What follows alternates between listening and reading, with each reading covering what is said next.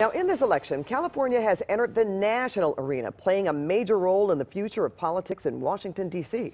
So the question is, what issues matter to California voters, and have the bitter battles that have been playing out nationwide actually swayed us here in the Golden State? Well, political science professor Michael Genovese from Loyola Marymount University is here to break it all down for us. Professor, are you surprised at the number of people voting? No, I mean, you could see the momentum building on both sides because there's one huge reason, and that's Donald Trump. People love him or hate him. He matters. He's consequential. And so people are really motivated to either help him or to hurt him. There's also the local issues as well, as, for example, the gas tax repeal. Do you think that's strong? There are a couple of local issues on the ballot that will draw out some voters, but I still think it's Donald Trump. That's the answer to most of the questions about why people are out there.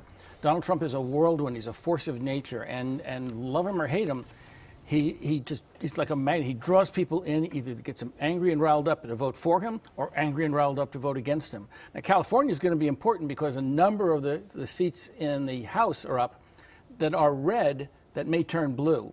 So that could be one of the most important things, is those local races. And it'll also be important because by 2020, California is going to have 4 or 5 people who are going to be talked about as potential presidential candidates. So California matters tonight, and it's going to matter very much in the next 2 years.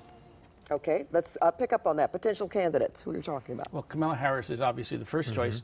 Becerra, Newsom, anyone who's a governor or a senator who's young enough is going to be considered. So there are a number of people who the Democrats are looking to. They're hungry for leadership. They don't have a replacement for Barack Obama. And Barack Obama, as powerful as he was, when he's not on the ballot, he doesn't get people out to vote. And so the Democrats are hungry for some charismatic leader. Beto O'Rourke in Texas could be one.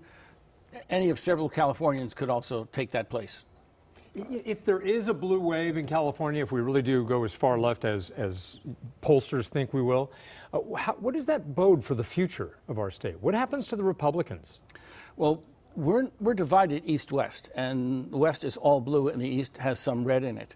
I think what it's going to mean is that the Republicans will not be putting a lot of money into California for Republican candidates.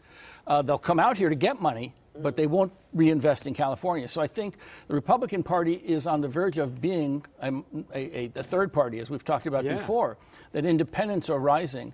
And Republicans are stagnating, if not losing support over the state of California. 11% registration in the city of Los Angeles for Republicans. That's minuscule. And you know what, Professor? Some districts have 30% nonpartisan people registered as well. That's a big number. Yeah. So we're seeing a lot of things play out here. It's almost replacing the Republican Party, you know? And in midterm elections, there's usually about a 16% gap for independents who go against the incumbent president. And so the more independents there are, at least in this race, the Democrats will get a little bit of a boost from that. And if the independents continue to rise, there's also the possibility, a very outside chance, of a third party emerging. Wow. Well, you know, since we still have the time, let's talk about, we were talking about this presidential possibility for 2020. Okay. California is also moving up its primary, right? Right. It wanted to be more relevant.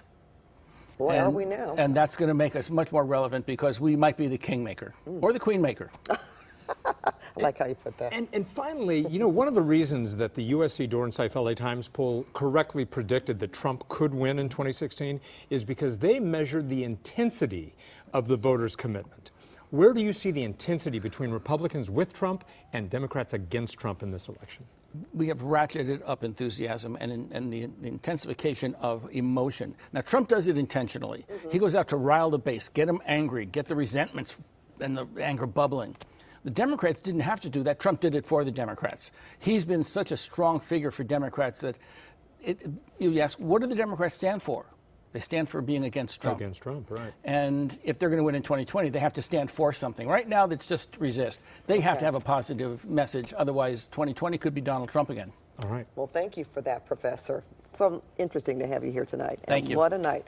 Well, stay with CBS 2 and KCAL 9 for all of your election night updates. We've got extensive coverage all this hour and throughout prime time tonight, starting at 8 o'clock on KCAL 9 News, updates on the half hour here on CBS 2, and running straight through with CBS 2 News at 11.